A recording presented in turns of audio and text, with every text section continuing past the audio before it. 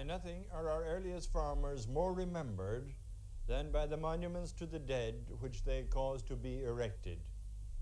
Lending distinction to the hilltops, as at lordly Knocknarea in County Sligo, seated majestically above the plain,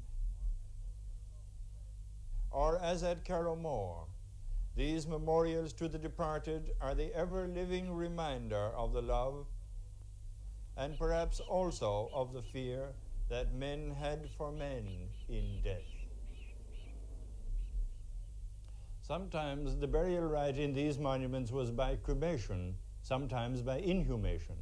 The reason for the difference is not known.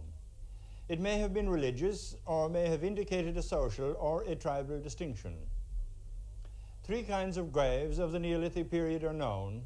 These are a single-chambered grave called a kist, the small pit in the ground, and the megalith or tomb of large blocks of stone covered by a mound of earth or stone. There is nothing much to be said about a pit. A pit is just a hole in the ground filled with cremated bones and earth. Not many of these pits are known in the country. Kists of the period are also not common. About 10 only are now known. One of these is at Lincolnstown in County Carlow. Here, under a low mound of clay ringed by a curve of stones, there was a grave formed of 8 large granite blocks, sloping inwards towards the top and covered by 2 large capstones. In this grave were interred the unburnt remains of a man 40 to 50 years of age and just under 5 feet 9 inches tall. He was accompanied in death by a fine polished axe and the shards of 3 or 4 decorated round-bottomed bowls. This is one of them. It is round-bottomed, decorated over the whole surface. It was reconstructed, of course, in the National Museum. Has a sharply carinated shoulder, which is decorated on the rim with zones of ornament grooved into the plastic clay, sometimes in a ladder-like arrangement. At Rath in County Wicklow, there was another kist of the period. It was divided into 2 compartments, and in one of these there were the cremated remains of a young man about 23 years of age, and in the other compartment a round-bottomed and ornamented handmade vessel of clay. This grave had been dug into a small natural sand hill. The vessel, round-bottomed with a shoulder with 4 little lugs projecting from the sides, was decorated over its whole surface as well as on its rim with impressed lines of ornament. Near this grave and in the same sand pit, in a pit, there was also a burial with another small round-bottomed vessel, this time with 4 projecting lugs which were perforated for suspension. The outer surface of the vessel, too, was ornamented completely with concentric lines ending up in a sort of cruciform design on the center of the base. And other single graves like these were found at Drimnagh, County Dublin, where there was also this beautiful hanging bowl of pottery, at Martinstown, County Meath, and at Norrismount, County Wexford, and elsewhere. The most important group, however, of monuments of the dead in Ireland are the megaliths. Of these, 4 major types are known in the country, but whether all or any or only some of them were contemporary cannot yet be stated with certainty. The exact relationship, social, political, religious or architectural, which existed between the various types of megalithic tombs is at the moment a matter of research and indeed of some controversy. All told, something like 1,300 megaliths survive in Ireland, probably the largest number of any area in Western Europe, and many more have undoubtedly been destroyed throughout the centuries. Let us now look at these 4 most important groups of megaliths.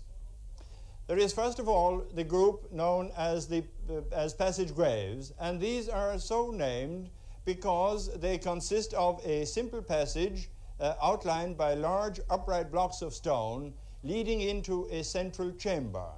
This is the simplest form of passage grave, and in Ireland there is a particular form which is called cruciform by virtue of its shape. And it is so called because leading from the central chamber are two side chambers on the left and one on the right, which were used for the deposition of the burnt bones of the dead, and there is a further chamber at the end.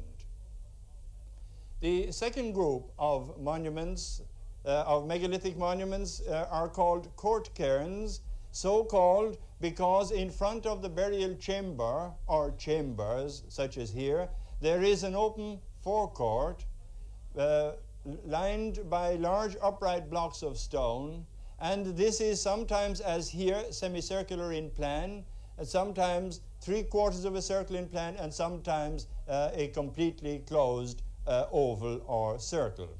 Occasionally, too, the chamber at the back will be divided by transverse stones into 1, 2, 3, and even 4 burial chambers. And the third group of megaliths is the group known as wedge-shaped tombs, a name given, of course, by modern archaeologists, and so called because of the wedge shape in plan of these monuments.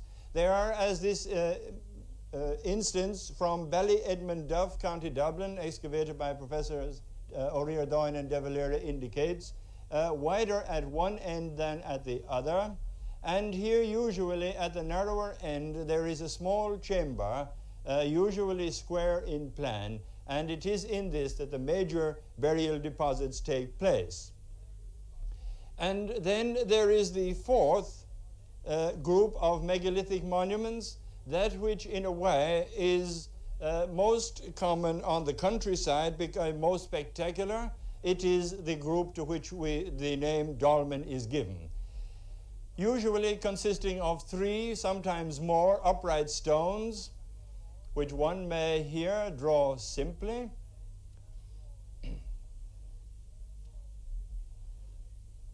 This is an elevational drawing, and this is covered over by a large capstone, sometimes with little supporting stones underneath.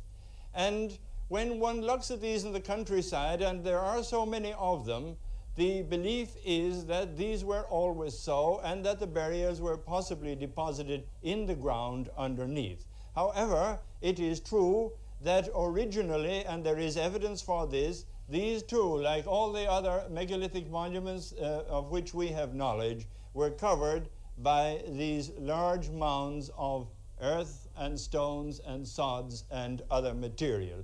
So that originally, on the countryside of Ireland and in the period of our first farmers, these were simply grass-covered mounds of earth. And it was only the denudation of the centuries that has exposed to us these upright stones.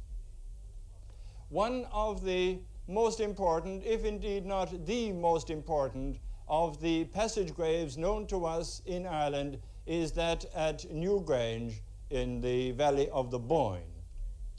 And at Newgrange we get perhaps the best example of the manner in which these monuments were built. We have already mentioned briefly something of the passage and of the side chambers, and these were covered in a mound of earth and stone, held in position by these curbstones around the edge, some 3 of which are elaborately ornamented. At Newgrange, as many of you who have visited the site know well, there was also, there is still, the remains of a circle of upright standing stones, as they are called, some of which have now disappeared, but the sockets, as indicated in white, for which have been discovered. Because the circle of standing stones is not concentric with the monument itself, it is thought possible that there is a difference in date between the circle of standing stones on the outside and the great megalithic tomb itself, which is within this circle.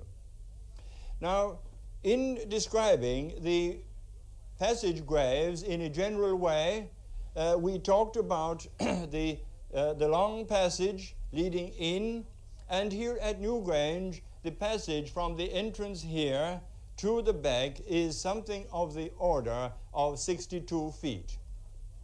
Here is the position of the central chamber, and above this there is a roof which is now about 20 feet high.